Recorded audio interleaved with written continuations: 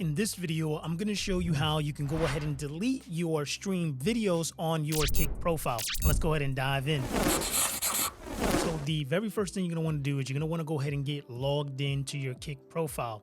You're going to click on your profile icon. You're going to go ahead and hit channel. That's going to bring you to a page just like this. And if you've streamed already on Kick, you're going to come to the section here at the bottom that says video, and it's going to have your recent broadcast. So to be able to go ahead and delete that video, you want to go ahead and hover over it. You'll see an X at the top right. You'll select that, and it's very important. Are you sure you wish to delete this video? You will not be able to recover this. So make sure that you truly want to delete this video, and then you simply go ahead and hit delete. Once you do that, you'll see here that that VOD has now been deleted. And just like that, that's how you go ahead and delete your stream VODs on Kick. Now, if you want to make your Kick profile look professional, so you get more followers, more viewers, go ahead and click this video right here where I show you how to go ahead and set up panels for your Kick profile to make it look professional. I'll see you guys in the next video.